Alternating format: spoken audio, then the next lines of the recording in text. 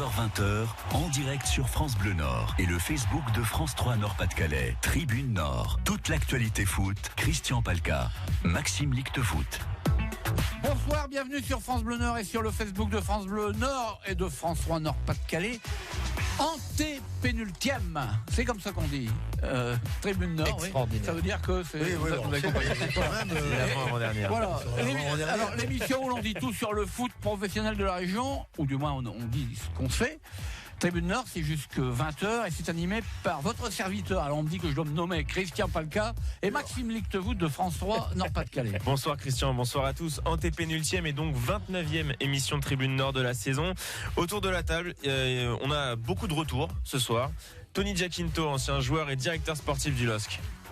Ça fait penser à un cheval de retour, ça. Hein. Avec la semaine dernière, j'étais pas là. Voilà, vous n'étiez pas là la semaine dernière du moins. Philippe Châtelain, journaliste. Bonsoir.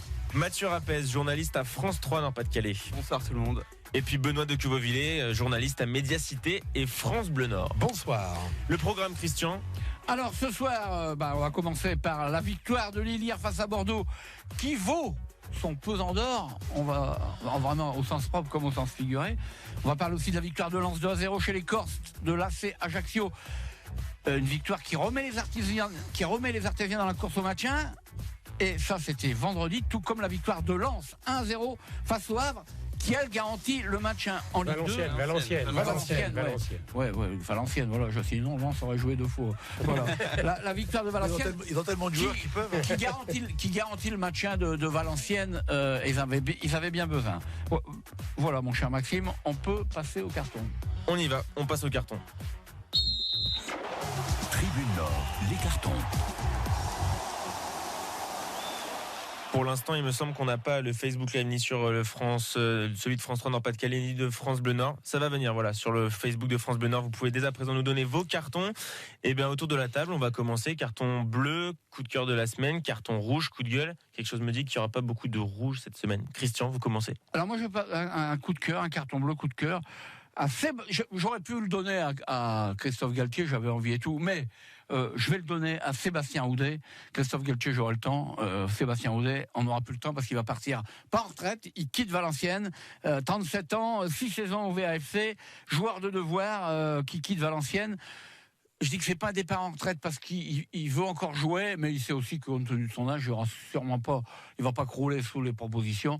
Donc il dit si je ne joue plus, c'est bien comme ça. Non, il veut plus jouer, je crois. Ouais, si, il veut encore un peu jouer. Si. Voilà, il rentre chez lui, dans à le Berry, exactement. Mais voilà. Non, mais c'est un joueur de devoir dans le. Il y a pas que lui, il y en a beaucoup quand même, mais des joueurs dont moi j'aimais bien. Voilà, parce que comme par exemple comme Florent Balmont, d'abord ils sont copains, c'est pas par hasard. Voilà, il a fait une belle carrière quand même, Sébastien Houdet, 38 ans, il a fait un grand nombre de matchs et il était déjà à Valenciennes entre 2006 et 2008 quand ils sont montés avec Antoine Comboiré. Voilà mon carton. Mathieu Rapez, votre carton. Un carton dans la foulée pour Yohan Ramaret aussi, qu'on a connu à Boulogne et qui s'en va aussi, donc j'en profite. Oui, bien vu. Un petit rebond. Bien vu Mathieu, ils ont fait leur dernier match. Voilà. Sinon mon carton bleu, c'était pour la ville de Londres. Trois clubs en finale de Coupe d'Europe. Ah ouais. Ça fait rêver. Arsenal, Tottenham et Chelsea. Donc voilà, ça laisse rêveur. Est-ce qu'on aura ça en France un jour ? Je ne sais pas. On va espérer que le Paris FC monte pas cette année, peut-être. Je rappelle pour les plus jeunes qui n'ont pas connu, d'ailleurs personne n'a connu ici, Roubaix, les deux clubs de Roubaix ont été en finale de Coupe de France en 1933. Moi j'ai entraîné Roubaix, donc je connais quand même mes classiques. C'est la seule ville en France à avoir eu avec Georges Verriès qui est devenu après sélectionneur. Voilà. Pour en revenir à quelque chose de plus contemporain, je m'excuse, mais c'est important de dire que le football anglais, qui est certainement le football le plus riche de la planète, qu'avec de l'argent, on peut faire du football intelligent et du football de finale. C'est un petit message pour nos amis parisiens. Parce qu'ils ont certainement autant de pognon, mais alors là, vraiment... Pour l'instant, il est moins bien utilisé, peut-être. Ce n'était pas à vous de parler. Non, mais il a pris la parole. Allez-y, Philippe Châtelain, votre carton. Mais depuis l'arrivée de Rachel Saïdi, moi, je suis amoureux du football féminin lillois. Et je voudrais leur donner un carton bleu pour une défaite, la finale de la Coupe de France face aux Audresses lyonnaises, mais avec une première mi-temps du tonnerre, puisque le score est à 0-0 à la mi-temps. Malheureusement, ça ne va pas les consoler, puisqu'ils descendent en 10e division. Mais je pense pense qu'à travers ça, à travers mon carton, je veux poser une petite question. C'est peut-être l'occasion rêvée de restructurer le football féminin à l'intérieur véritablement du club de Lille, comme l'a fait Aulas avec l'OL. Il y a la Coupe du Monde de foot féminin. Il y a des licenciés, des jeunes filles, des jeunes femmes qui vont venir prendre leur licence après la Coupe du Monde, et c'est une occasion de faire de Lille un vrai beau club. On explicite un peu ce que vous voulez dire, c'est que pour l'instant, vous me coupez si je me trompe, mais la section féminine du LOSC est rattachée à la section amateur et non voilà, pas c'est ça. C'est ça. Il faut sortir de ce carcan amateur semi-professionnel, parce que quand on a des équipes comme Lyon, Paris Saint-Germain, Montpellier... Ça fera plaisir à une journaliste de chez nous, Winnie Claret, qui est une jeune rugbyman, mais qui va suivre pour Radio France, pour nous naturellement, et pour Radio France, les 6 matchs de Coupe du Monde qui vont se dérouler à Valenciennes. Ça va être la référente à Valenciennes pour Radio France. Eh bien, bravo à Radio France, c'est une bonne initiative. Winnie qui d'ailleurs était au match à Châteauroux entre Lyon et Lille. Tony Giaquinto, votre carton. Bon, il y en aura peut-être un petit pour Christophe Galtier, parce que ce qu'il a fait cette saison, c'est extraordinaire. Vous ne pouvez pas vous empêcher d'en donner un. Oui. Puis le deuxième, je le donnerai à un joueur du LOSC. Bleu aussi, oui. Qui n'a pas joué beaucoup. Ça avait été une recrue importante au début de saison, avec son palmarès, Jérémy Pied. Malheureusement, il a été blessé. Et puis, il a répondu à... il a été blessé, Célic. Et Célic a très très bien joué. Voilà. Et puis, lorsqu'il y a un concurrent comme Célic, pour reprendre sa place, c'est pas facile. Donc, il a permis à une mamie, Clémentine, de 91 ans, fidèle supportrice du LOSC depuis des années. Je crois qu'elle a eu le bonheur de me voir jouer. Ah oui. Sa vie a changé. Et elle avait comme souhait, comme vœu, d'aller revoir un match à Pierre-Mauroy avec ses 7 petits-enfants. Bon, il y a une association comme fan de Clémence, une jeune qui a fait passer le message. Puis Jérémy Pied dit, bon, il n'y a pas de problème, j'offre les places VIP et je l'invite pour qu'elle puisse assister à un match. Donc voilà, c'était vraiment un carton bleu de cœur. Ça prouve que des fois... Je suis pas étonné de ce garçon. Non plus, parce que je l'ai croisé à Luchin 3 fois, c'est quelqu'un. Donc un grand merci pour mémé Clémentine, et puis et bravo à Jérémy Pied, en espérant que la saison prochaine, il sera partant de suite. Je vais vous poser une petite question. Benoît est souffrant, il n'a toujours pas parlé. Ça allait être justement ma petite pique que j'allais lui envoyer, savoir si Benoît de Cuvauvillé allait se réveiller peut-être sur votre carton. Allez-y Benoît, on est un peu en retard, mais c'est n'est pas de votre faute pour une fois. Mais je laisse ces messieurs sortir leurs agressions contrôlées. Mais je vous répondrai tout à l'heure, notamment sur le foot féminin. Moi, je vais mettre un carton bleu à Gérard Lopez, parce que j'ai toujours été admiratif des gens qui entreprennent des choses, des gens qui tentent, des gens qui essayent. Alors effectivement, quand ils se cassent le nez, c'est très français. On leur tire dessus, on les assomme. Et on a bien tiré dessus. Et il s'est bien fait tirer dessus depuis 12 mois. Mais il nous en veut pas. Voilà. Mais Gérard Lopez, il a pris un énorme risque dans un projet compliqué. Il a racheté le club quand même pratiquement 35 millions d'euros à Michel Sédou, même si certaines personnes disent que c'est pas ce prix-là. Moi, j'affirme que c'est 35 millions d'euros. Il a, avec l'aide d'un fonds de pension Elliott, investi plus de 140 millions d'euros, ce qui est astronomique. Alors, je ne sais pas s'il était caution personnelle de ses engagements, mais en tout cas, c'est quand même un risque financier majeur. Et ça aurait pu très bien capoter, ça aurait pu partir complètement en sucette. Il a su mettre les bons hommes aux bonnes places, et ça aussi c'est tout à son actif, c'est un bon entrepreneur. Dernière chose, pour moi gérer, c'est prévoir et réagir lorsque les objectifs ne sont pas atteints. Il a bien prévu et il a bien réagi quand les objectifs n'étaient pas atteints. Et aujourd'hui, le pari n'est pas totalement réussi, mais quand même en passe de l'être. C'est bien noté. Bon, je vais faire un peu rapide sur mon carton. Je note, messieurs, qu'on se moquait gentiment de moi autour de la table la semaine dernière lors de ma revue du net quand je parlais de Divock Origi, buteur en championnat face à Newcastle. Et ben voilà, Divock Origi, ce sera mon carton bleu, puisqu'il était titulaire, un peu surprise pour remplacer Roberto Firmino en Ligue des Champions. Vous donnez le bâton pour vous faire taper dessus. Et moi, vous vous êtes moqué de moi parce que j'avais donné un carton alors que c'était un événement qui s'était passé une semaine avant. Donc j'ai demandé tout à l'heure, hors antenne, à mes collègues, vous vous rappelez les cartons de Maxime, les coups de cœur de Maxime la semaine passée? On a eu un peu de mal. Et personne ne se souvenait. Divock Origi qui a mis un doublé très important donc pour permettre aux Reds de Liverpool de se qualifier en Ligue des Champions pour la finale. Ils l'ont emporté 4-0 face aux Barcelonais. Voilà, Divock Origi, l'ancien Lillois et qui est aussi international. Il n'est pas champion d'Angleterre, par contre. Non, pas champion d'Angleterre, deuxième, mais un très beau deuxième. On va passer à au premier thème de cette soirée avec le LOSC. En régie, messieurs, s'il vous plaît. LOSC. Alors, Lille, la victoire de Lille face à Bordeaux au service minimum. Hein.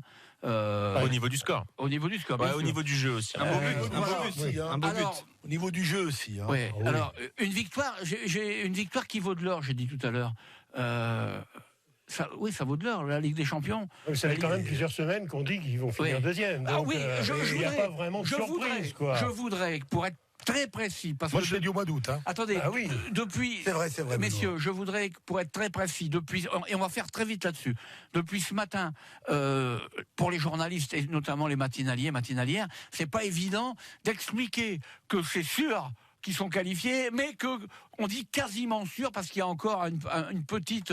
Enfin, cette année, le 3e, il est qualifié. Donc, non, mais à la 2e place. Ah, pour la 2e place. Mon cher question, Gérard Lopez a démarré hier son intervention en zone mixte en disant oui, ça y est, mathématiquement, c'est fait. Oui, mais pas Christophe Galtier. Oui, Christophe Galtier on saura ce soir après le match de Lyon. 2 fois 4-0 pour Lyon et 2 fois défaite 4-0 pour Lille. Exactement, c'est à peu près ça. Excusez-moi, mais à un moment donné, j'y crois pas trop. Oui. Voilà. Non, mais on est d'accord. Voilà, on a fini.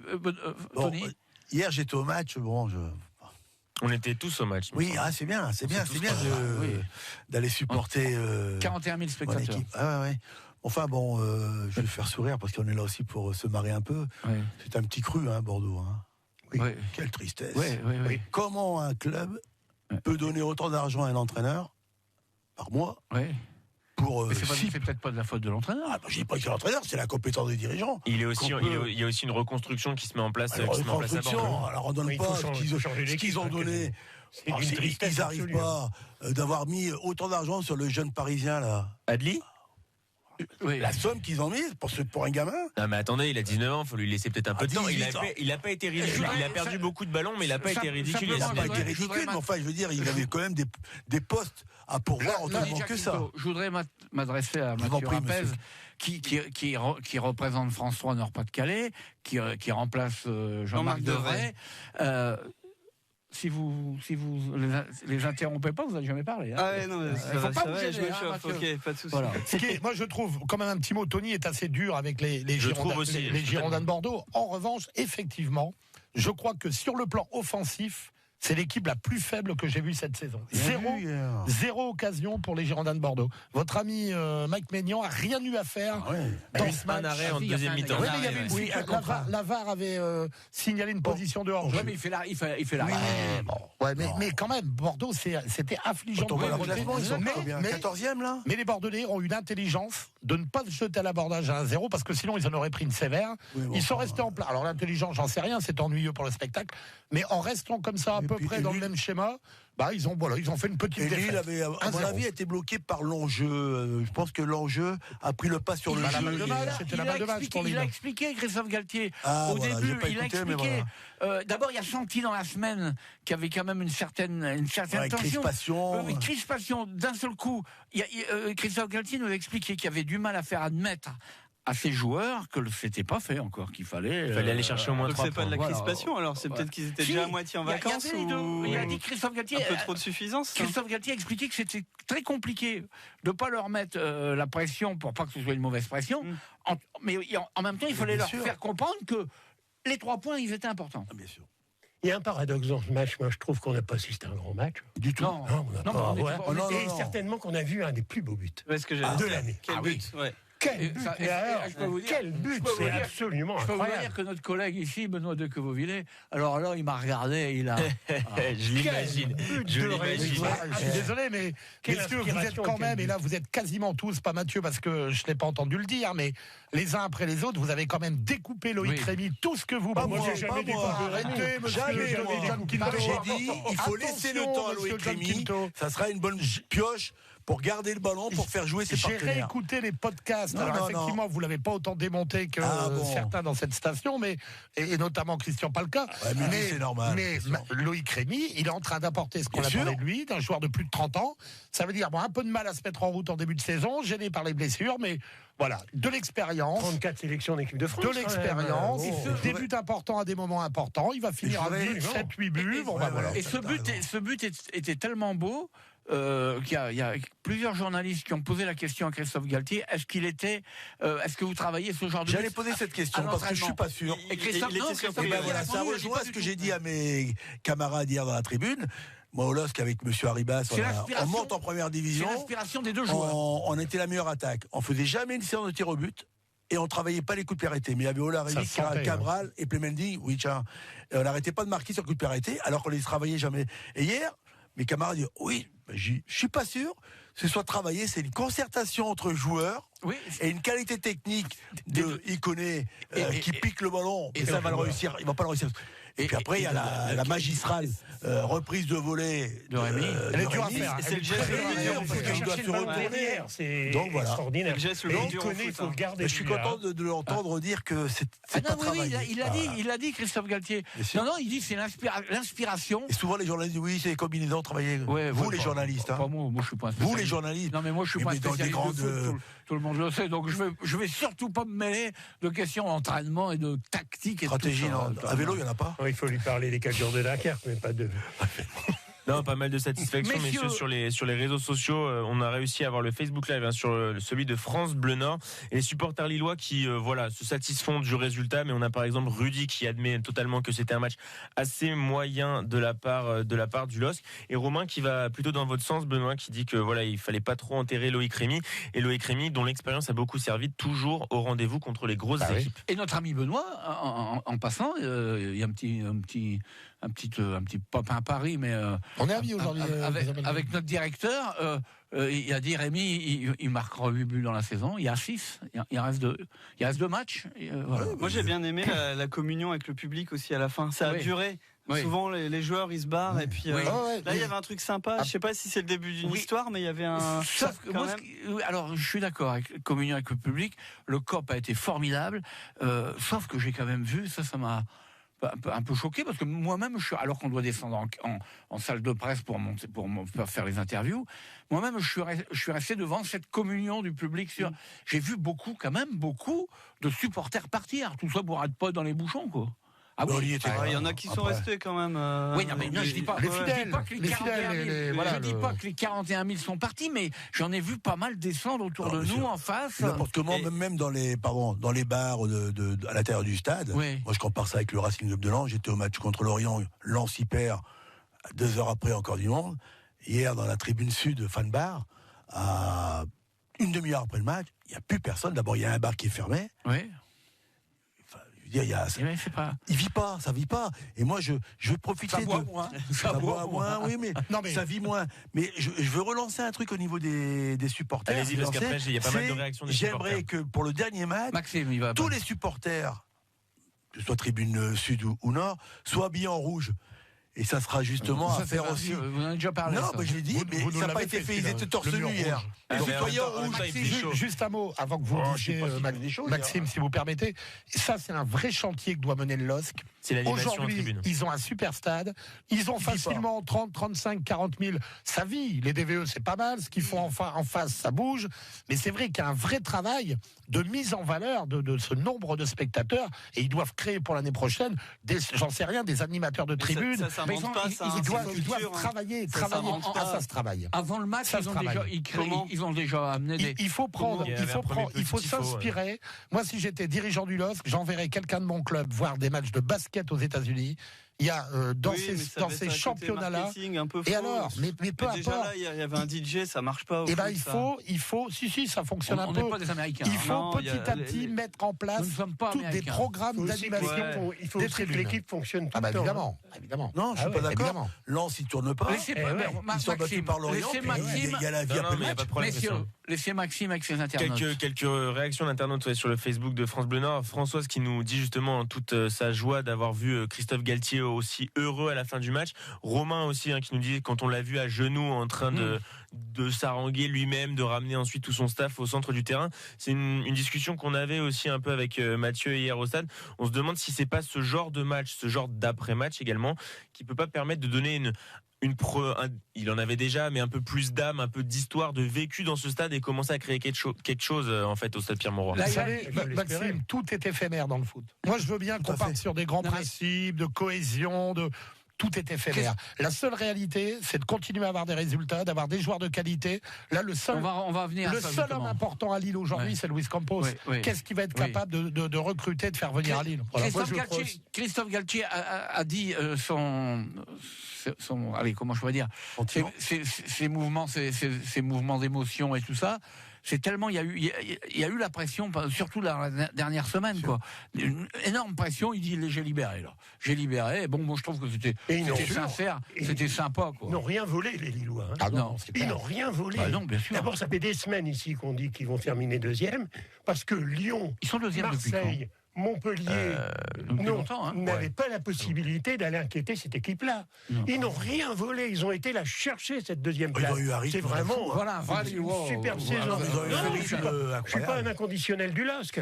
Je suis pas un inconditionnel du LOSC. Là, franchement, 2 points par match. Hein. Ils sont à 72 points après 36 journées. Aussi, troisième attaque solide. Hein. C'est quand même un exploit. C'est un chiffre de champion, ça. Alors, c'est un chiffre de champion avant Air Qatar. Et puis surtout, on le disait déjà la semaine dernière, Lille, avec la victoire hier, c'est la meilleure équipe sur la phase retour depuis janvier. Donc, et moi, j'ai interviewé un supporter qui m'a dit, on est champion de France, on est premier des clubs français. Bien sûr. Et on a demandé à Galtier, il nous a dit non, on est deuxième. Faut arrêter avec ce débat. Le PSG est une locomotive extraordinaire pour le championnat de France. Sans le PSG, Kylian Mbappé serait parti jouer dans un... en calamine quand même. Mais faut arrêter.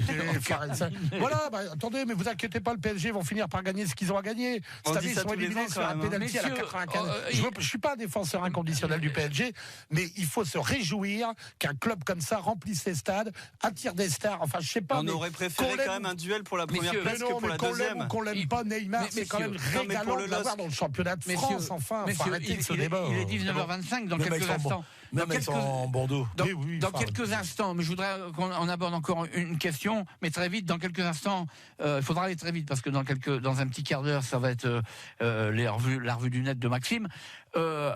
Pépé, il l'a dit, Gérard Lopez. Hein. Pépé, il s'en va, c'est sûr. Hein. Bah oui. Ouais. Il va vendre 3-4 joueurs pour 120 millions d'euros. 120 millions. Et c'est bien. Moi, je vais vous dire, c'est très bien que Nicolas Pépé s'en aille parce que ce profil de joueur, il fait une année exceptionnelle. On n'est pas certain qu'il en ferait une aussi exceptionnelle l'année prochaine. Il a quand même une façon d'être, un comportement, etc. Tout tourne autour de lui à Lille. Oui. C'est la star, c'est la vedette. Hein. Voilà, donc c'est bien. Au moment, vous savez, c'est un peu un produit financier. Hein. C'est un peu comme à la bourse. Vous qui êtes un professionnel de la bourse, Christian Palka, là, l'action Nicolas Pépé est au plus haut, il faut vendre. Est-ce que le club vendeur, il doit dire je le vends? Il n'aurait pas intérêt à dire non, il n'est pas à vendre, puis comme ça le prix il augmenterait. Là, j'ai l'impression qu'il fait les ligaments du genou l'année prochaine, en milieu de saison. Allez, juste dans le discours. Messieurs, remboursé, donc il faut vendre. C'est fini, c'est fini. Lille, c'est fini, 19h26. Maxime, votre revue du net. Ouais, ce sera dans un quart d'heure. On parlera de plusieurs anciens Lillois. Florent Balmont, on parlera aussi de Tullio De Melo. Et puis, on parlera d'un ancien Lensois qui était de retour la semaine dernière à la Gaillette. C'est Benjamin Bourigeaud. Tribune sang et or. Allez, on va passer à Lens, mais je vais rappeler qui est autour de la table. Mathieu Rapez de France 3 Nord-Pas-de-Calais. Philippe Châtelain, ancien journaliste de France 3. Je suis toujours un peu. Non, ancien quand même. Tony Giacinto, ancien joueur du LOSC et ancien directeur sportif. Benoît de Quevauvillers, Médiacité France Bleu Nord. Et puis Maxime Lichtevoet, France 3 Nord-Pas-de-Calais. Allez, on passe à Lens. La victoire des Lensois en Corse les remet dans la course. Est-ce qu'elle les remet vraiment dans la course à la montée? Ils ont leur destin entre leurs mains. Au barrage. Oui, j'appelle ça la course à la montée. Ouais, elle va être longue. Hein. Les barrages, c'est le début de la course à la montée. C'est vrai. Ça va être un long chemin de croix. Qui peut s'arrêter dès le premier match. Bon, enfin, c'est le match le plus facile pour aborder les barrages s'ils vont à Paris. Parce que le 5e, 4e, après le 3e, après l'aller-retour, quel foutoir. Aller jouer, s'imposer au Paris FC, ça va pas de la tâche. Aller jouer au Paris FC, messieurs, ne vous enflammez pas. Il faut battre Orléans vendredi. Ouais.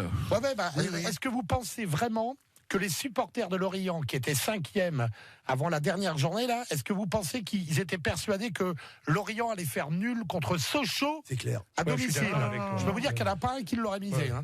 Donc faites très attention. Attendons Depuis la que Lens batte remontada de Orléans Liverpool vendredi. contre Barcelone, je crois qu'il faut jamais être sûr à 100% Alors, des résultats. La différence, c'est que À venir. Sochaux jouait son maintien, alors qu'Orléans n'a plus rien à jouer. Le Paris FC, Très dur à jouer. c'est la meilleure défense du championnat. non, mais 22 c'est buts encaissés. Ah bah 22 oui. buts encaissés. Ça va pas être simple. Marco Padre S'ils aussi, y vont, Ouais. il sait ce qu'il fait. On hein. va faire un petit point, messieurs, pour que tout le monde, tous les auditeurs, les internautes aient bien le classement en tête. Le Paris FC est en position de force. Ils sont 4e avec 62 points, une différence de but de plus 13. Lens à 60 points, une différence de but de plus 18, qui est donc meilleure que celle de Lorient, également 60 points, mais avec seulement plus 9. Donc pour l'instant, si on en restait là, ce serait le Paris FC et Lens qui se joueraient en barrage. Lors de Vous savez ce qui est très ennuyeux, alors je dis ça avec beaucoup d'amitié Oui, allez-y. pour mes amis de Valenciennes, ce qui est très dommage, c'est que ça aurait été parfait que le Havre gagne à Valenciennes. Je pense que ça n'aurait pas changé pour que les l'avenir des Havrais sont encore Valenciennois. concernés. Mais les Havrais auraient été encore concernés par la 5e place, et comme ils reçoivent le Paris Football Club lors de la dernière journée... Non. Ah, Lorient va au Havre. Lorient va au Havre. Non, mais Lorient le joue PFC, Lorient. c'est Lorient, voilà. Oui, Lorient. Oui, voilà. Et ça aurait donc mis énormément de... Voilà, c'est ce que ça aurait mis beaucoup de pression sur Lorient. En revanche, je pense que le Paris Football Club, c'est ça, est difficilement rejoignable par les Lensois. Vous parliez tout à l'heure, Benoît, d'Orléans et du fait qu'il faut s'en méfier. Évidemment, de toute façon, sur un seul match, il faut toujours s'en méfier. Ça peut être quand même, alors ça peut être une bonne nouvelle comme une mauvaise nouvelle pour les Lensois. Les Orléanais qui ont disparu quand même de la circulation pour la course au barrage, et les Orléanais qui sont sur une série de 5 matchs sans victoire, 4 défaites consécutives et un match nul ce week-end. Donc c'est pas une équipe d'Orléans très concernée, ou en tout cas très en confiance et en réussite, qui va se déplacer à Bollaert. Alors pour en revenir à Lens, au match à Ajaccio, vous avez deux manières de l'analyser. Totalement. Ou vous le regardez dans le journal le lendemain matin et vous vous dites « Oh putain, le Racing a gagné 2-0 ». C'est la théorie de Benoît qui nous dit que 2-0 c'est le score Voilà. parfait. Le score idéal de Benoît, hein, le théorème Benoît. Ouais. Et vous avez une autre manière, c'est celle que j'ai employée, c'est regarder. Quelle pauvreté. De pauvreté du côté de Lens. Les deux. Les deux. Déjà, Ajaccio, c'est dur de Donc, quand on se dit encore, que le ça. Racing va devoir aller gagner chez le 4e, aller gagner chez le 3e. Philippe, moi je suis d'accord avec Philippe, c'est vrai que c'était d'une pauvreté. Cela dit, quand Sur on ce genre connaît de match, il faut prendre ce qu'il y a. quand on Oui, connaît non, mais c'est pas le là, c'est contexte sûr. corse, je peux vous dire que les Corses à domicile, dans des matchs au couteau, ils doivent se maintenir. c'était pas hyper simple à C'est appréhender. certain. Ça démontre quand même une force de caractère chez cette équipe lensoise dont on a bien montré du doigt depuis quelques semaines qu'elle en manquait quand même. Et quand ça Et joue bien alors, à Grenoble et qu'il n'y a pas la victoire au bout, moi je dis autant gagner comme ça. C'est pas ce que ils je veux sont dans dire. la Il course. faut quoi. prendre ce qu'il y a à prendre. Et bien sûr, les 3 points, ils étaient importants, C'est et ça, déterminants l'essentiel, pour la ouais. suite de la. Mais Non mais Philippe, s'accrocher, quoi. Philippe, Mais- on est dans le money time maintenant. Après, messieurs, ils ont tellement de mal, les Lensois, ils ont tellement de mal à faire le jeu à domicile, à prendre À le jeu. enchaîner, ouais. Moi, je trouve plutôt pas mal que pour les barrages, ils aillent à l'extérieur. Hein. Ouais, Ah, pourquoi pas. C'est pas une mauvaise nouvelle. Pourquoi hein. pas. Mais ils sont bien mieux en position un peu plus basse, à essayer de chercher la vitesse de Gomis, Thierry Ambrose, qui a encore pas été d'Ambrose, mauvais, de Kiel. contre Ajaccio. L'important c'est qu'ils remarquent. Voilà. Oui, parce que ça, c'est quand même compliqué chez eux. Ouais, c'était compliqué. Bon là, ils ont mis 2 buts. Il y a un Lensois qui vient d'être appelé en U20, là, Chouillard. A été appelé pour participer au championnat du monde en Pologne. Ouais, mais il jouait pas. Il était du pas mal à titulaire. comprendre, Enfin, il était plus titulaire. ils ont fait sur les 2 tout derniers ce mois, qu'il fallait c'est- au mois de décembre pour le faire re-signer. Et puis maintenant, on ne le prend pas. Mais on l'a fait Diomède, signer pour le laisser il a partir. sélectionné.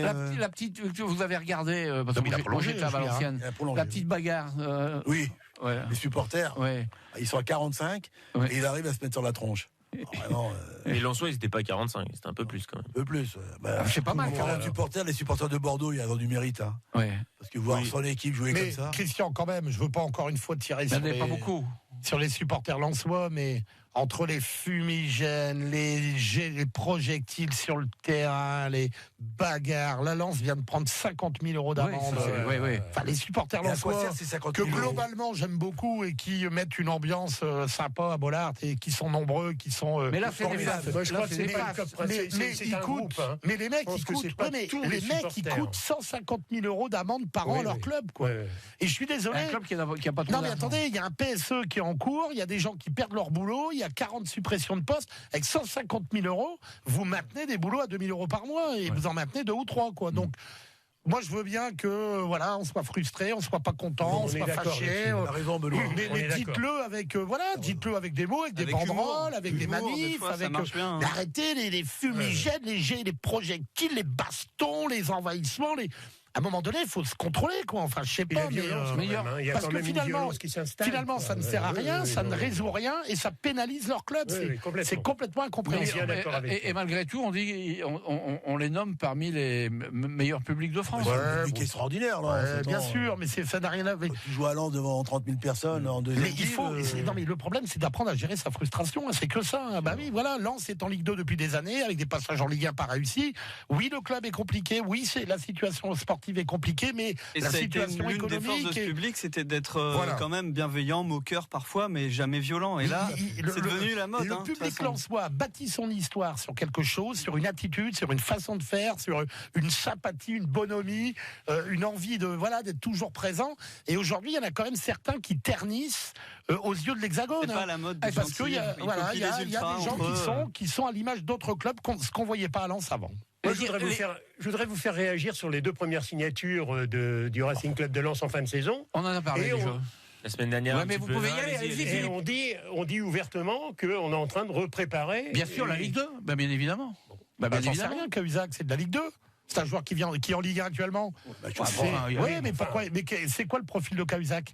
Très ami avec Loca. Oui, bien sûr. Très dans les petits papiers de Philippe Montagnier, on bâtit une armada de gens fidèles au coach, solides, sur qui on peut compter, avec des relais sur le terrain. Ça va être le José Fonte de Christophe Galtier. Pas forcément pour la Ligue 1. Philippe Montagnier, vous voulez dire. De Christophe Galtier, le José Fonte de Christophe Galtier. Pour Montagnier. Pour Montagnier. Ah, d'accord, ouais. mais ce sera. Excusez-moi de parler à l'envers, mon cher Maxime. Ils n'occupent pas la même place sur le terrain. C'est vrai, non, mais ce sera un relais. Défenseur central, l'autre il joue au milieu, tu cours pas, tu joues pas. Mais mon cher Tony, si Lens venait à s'en sortir de ces barrages et monter en Ligue 1. Ça veut dire avec une manne de 20-25 millions d'euros supplémentaires de droits de télé, d'augmentation des partenariats, etc. Vous croyez que Cahuzac, ce sera la seule recrue ? Bien sûr que non. Il y aurait 6, 7, 8 recrues derrière.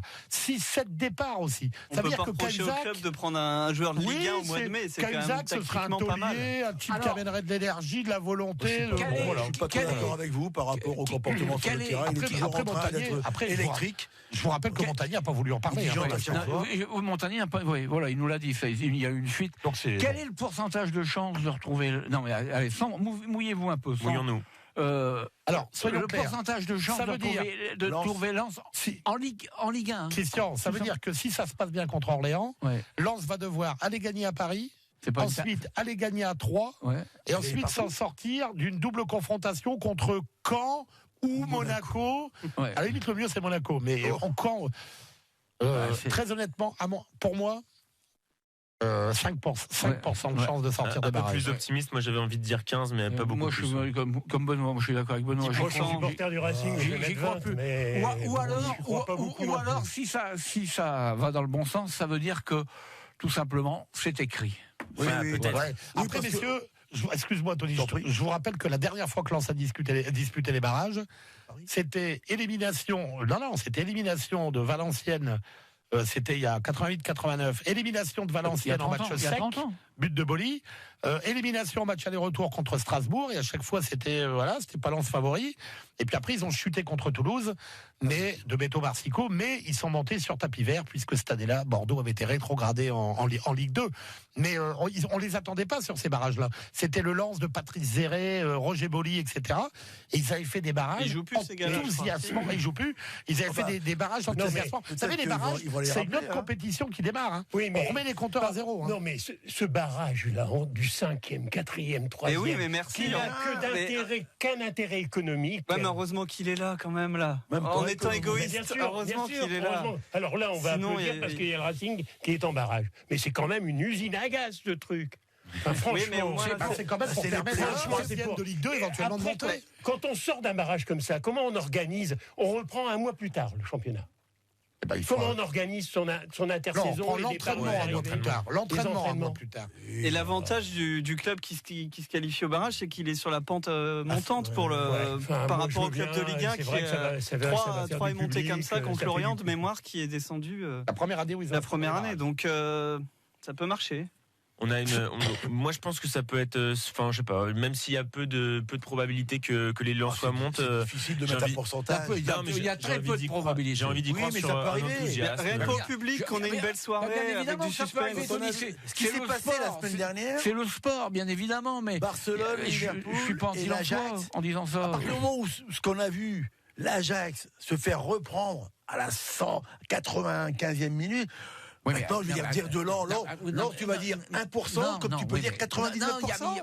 Tony, tout est possible. Tony, non, la grande différence, c'est que pratiquement, même si le match contre le club de Ligue 1, ce sera en match aller-retour, mais pratiquement, Lens est obligé de gagner 4 fois d'affilée. Ah oui, mais ça peut arriver. Mais ça vous peut savez, arriver, Christian. On va terminer là-dessus. Sur cette compétition qui redémarre à zéro, encore une fois, si les Lensois battent Orléans, cette compétition qui va redémarrer à zéro, ce sera plus la compétition des calculs, des points, des stratégies.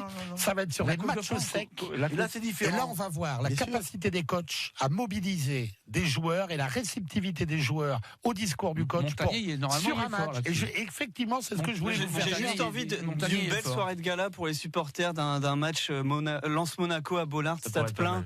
Même s'il n'y a rien au final, mais au moins une belle soirée de gala qui vibre jusqu'au bout, les gens. À ce niveau-là, s'ils vont à ce niveau-là, le supporter, la soirée de gala, il s'en fout. Le supporter, il veut monter. On arrête là, messieurs. Christian, dans un quart d'heure, ce sera le Palcapif. Quel match, nos pronostics sur les 3 matchs, on va aller jusqu'au bout du championnat. Les 3 matchs qui vont se jouer vendredi pour la Ligue 2, Auxerre, Valenciennes et Lens-Orléans. Et Lille-Angers, c'est samedi. C'est samedi ou dimanche? Samedi. C'est samedi. Les 2 derniers matchs. Voilà. Même jour. Voilà. Même heure. Tribune Nord, le tour du net. Alors, le tour du net, Maxime, 3 infos. Et on va commencer avec un ancien Lillois qui a fêté son 500e match de Ligue 1 ce week-end. Je vois Benoît de Coville acquiescer, donc je ne vais pas lui faire la vignette. Vous savez qui c'est, évidemment, je l'ai dit tout à l'heure. C'était C'était une chanson des supporters. Vous auriez pu nous prévoir. Voilà. Christian Palca, je suis dans le CD. Je suis dans le CD. Ah bah oui, bien sûr. C'est pour ça qu'il a marqué. Je suis dans le CD avec Michael Faure et avec Bernard Lernoux, un ancien commentateur de chez nous. Disque d'or. Florent Balmont qui jouait son 500e match de Ligue 1, formé à Lyon, si je ne dis pas de bêtises, et il a joué pour Nice, pour Lille évidemment, à Toulouse. Mais aujourd'hui, il est Dijonais, puis le maintien pour Florent Balmont, malheureusement, il n'a pas trop pu fêter ce 500e match en Ligue 1, puisque Dijon pour l'instant est toujours en position de relégable, 19e, à 2 points de la place de barragiste détenue par Caen, et puis à 2 points aussi de Monaco qui est 17e. Deuxième ancien Lillois dont je voulais vous parler aujourd'hui, messieurs, Tullio De Melo. Je ne sais pas si vous l'aviez oublié. Le Brésilien. Il n'y a pas de danger. Pas de danger. Non. Vous avez de bons souvenirs avec Tullio De Melo? Non, j'ai une anecdote sur lui que je me dispenserai de raconter, mais bon, voilà. Dites ce que vous avez à dire sur lui et passez à autre chose. Non, Tullio De Melo qui, après 3 saisons au Mans, là où il s'était révélé, 1 à Évian, mais surtout 6 au LOSC, où il a réalisé le doublé coupe championnat en 2011, mais il prend sa retraite. Il avait fait il a 35 ans. Oh oui. Non, 34 ans. Lui, il peut dire merci à Rudy Garcia qui l'avait prolongé scandaleusement au LOSC. Alors qu'il n'avait plus du tout de raison de l'être. L'anecdote, elle doit être salée. C'est l'éditorial de Benoît de Cuvovilli qui me coupe la parole. Non, mais voilà, Tullio De Melo. Pardonnez-moi, Maxime. Tullio De Melo qui, sur le site du LOSC, s'est confié. Il a dit qu'il avait conscience que s'il forçait, il pourrait subir les conséquences toute sa vie. Donc apparemment, c'est plutôt pour ménager son corps que Tullio De Melo arrête. Il a aussi indiqué qu'il restera dans le foot avec des contacts, mais s'il n'a pas encore décidé il était déjà passé au genou il y a 5 ans. Non, plutôt que comme entraîneur, lui indique qu'il continuera certainement à un poste dans une direction sportive.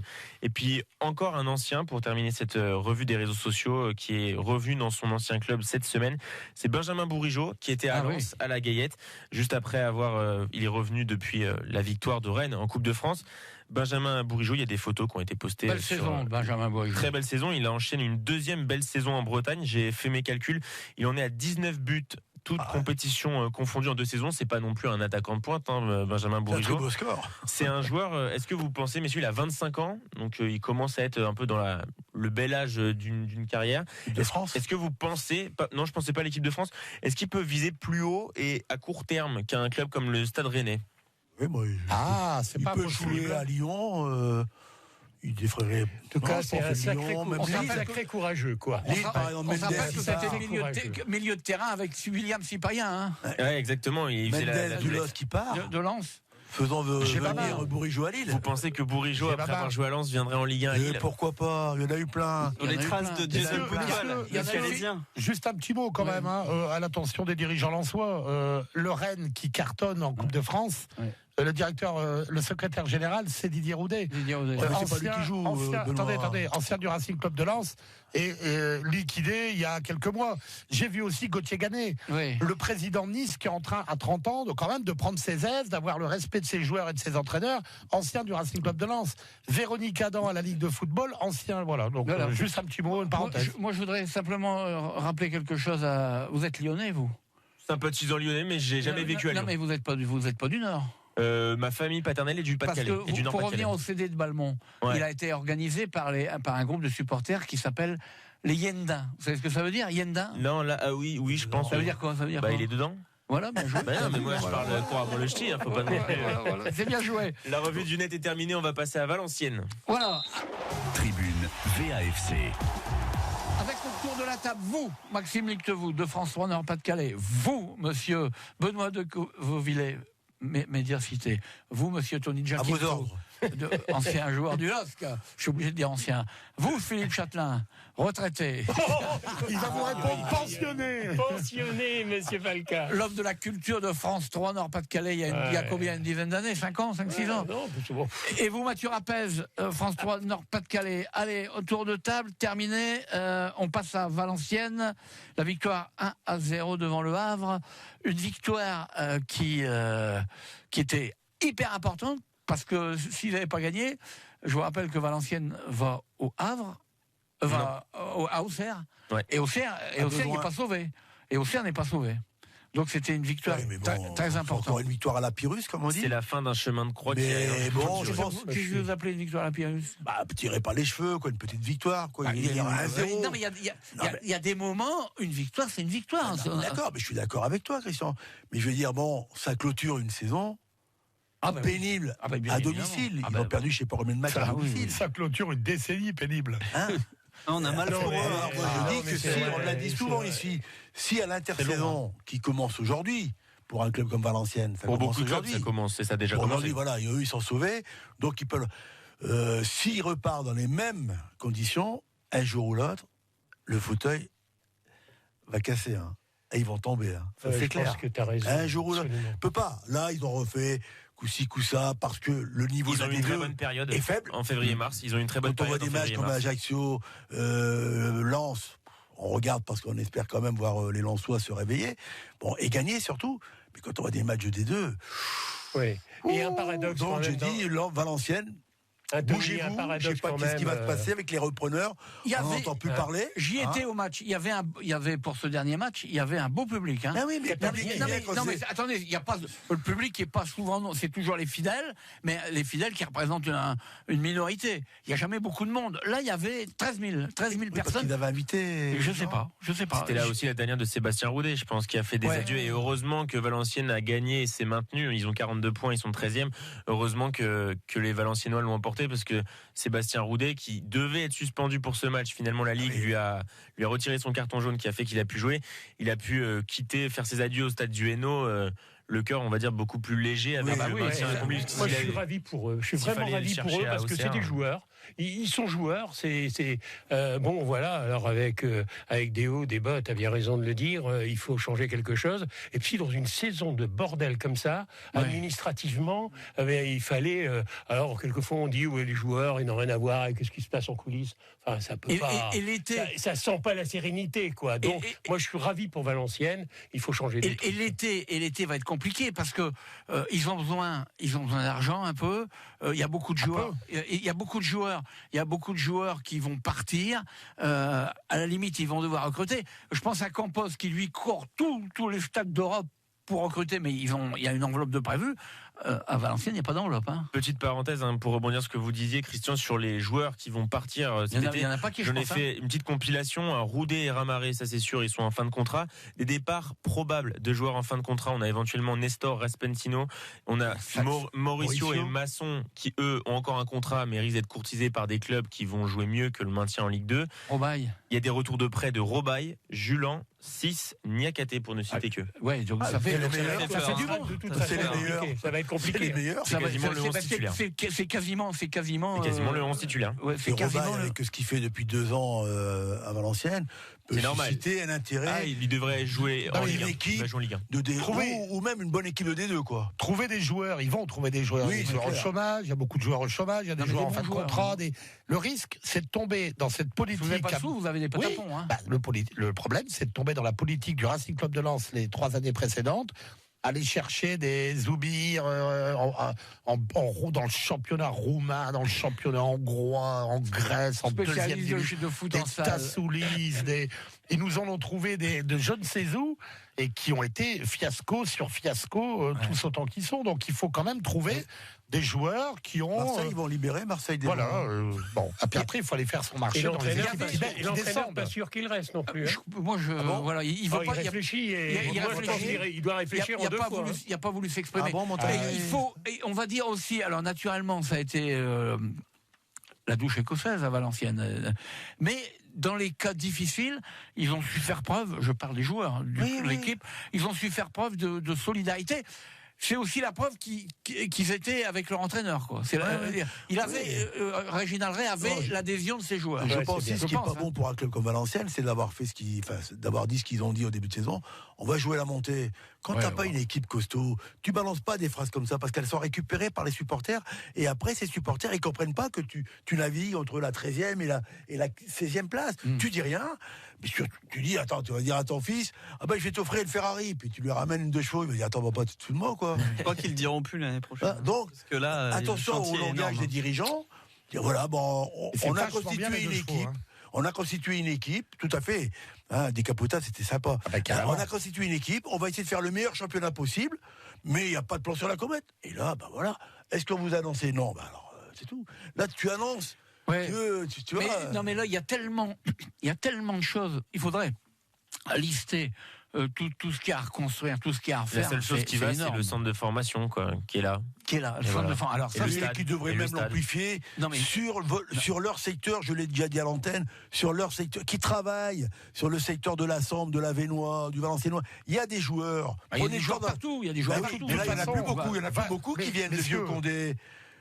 De Rennes, de Jemoncy est venu à Lille, Pavard. Alors qu'elle avait.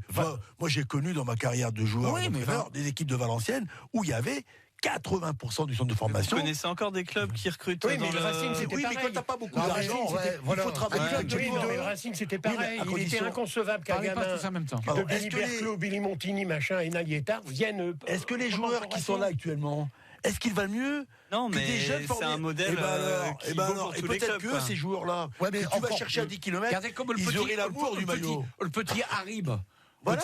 Qui est formé au club. Bon, il a fait quelques apparitions. Il a même marqué dans un match un but important qui a donné la victoire.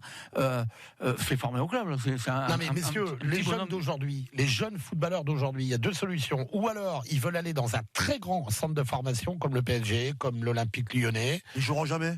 Les 3/4. Mais ils joueront pas. Mais c'est quand même une école d'apprentissage extraordinaire. Ou alors leur intérêt, c'est d'aller dans un club où ils ont toute chance de jouer, d'évoluer en équipe première. À Bousbecq. Oui, à Bousbecq. Non, à Valenciennes. Le projet sportif de Valenciennes doit tourner avec au minimum 4 ou 5 joueurs issus du centre de formation dans l'équipe de Ligue 2, titulaire. Mais qui a le projet sportif à Valenciennes? Qui détient le projet? Je sais pas, monsieur Ziek.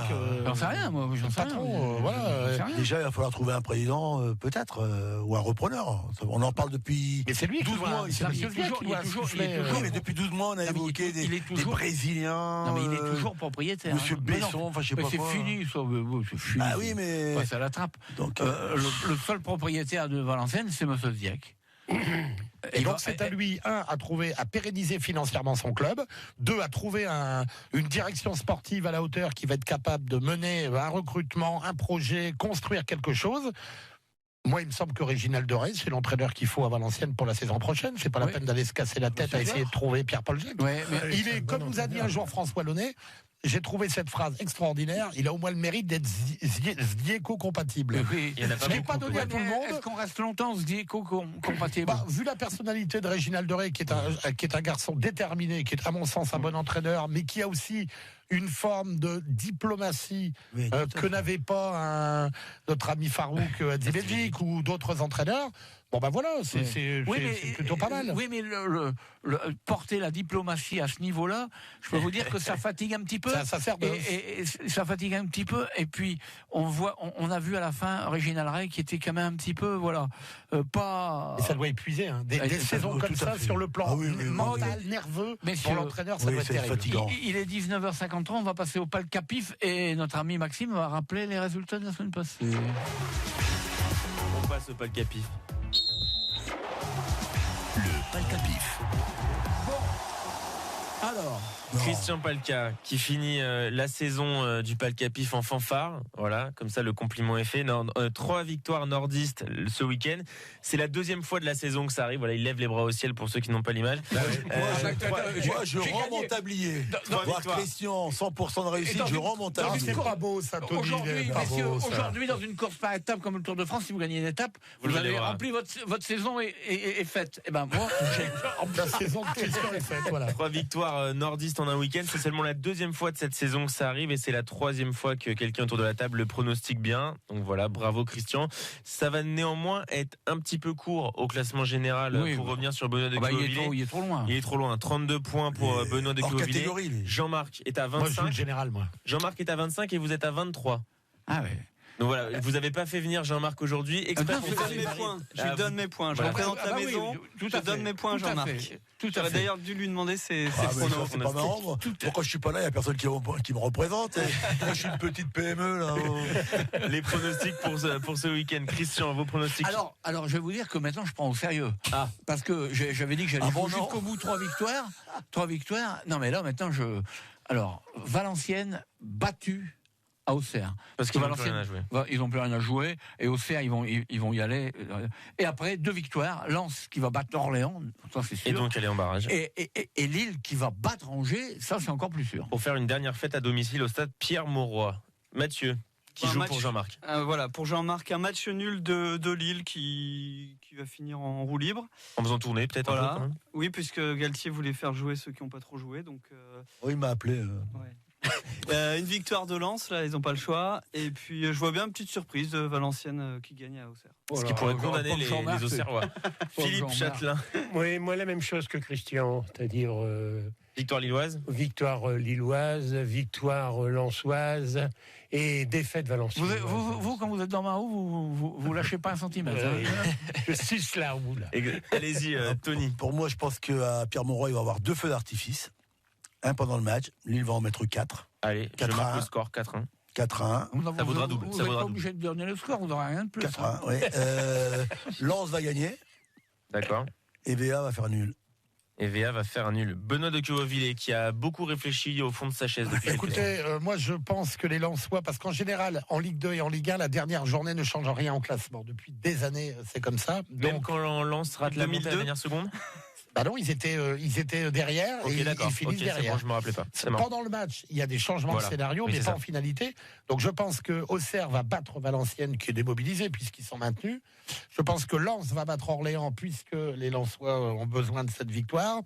Et je pense, vu la décontraction, la décompression lilloise bien légitime, la fête qui a dû être importante chez les joueurs, ils sont le fait qu'ils vont faire mercredi midi, etc. Ils vont faire tourner. Et Angers, à mon sens, est beaucoup plus redoutable que Bordeaux. Donc victoire d'Angers à Lille samedi. Ce serait la première défaite lilloise sur les 7 derniers matchs. C'est bien argumenté. Ouais, c'est pas mal. Ils balancent pas 3 victoires comme ça. Je trouve que les Lillois ont dû tirer sur la corde pour battre Bordeaux. Ils sont à bout. Alors, on arrive au bout. Ouais. Pour moi, ce sera un match nul de la part des Lillois, une victoire lensoise. Et puis, si Tony a dit match nul de Valenciennes, je vais limiter match nul de Valenciennes à Auxerre. Voilà, cette émission est terminée. Merci Mathieu Rappel, vous représentiez France.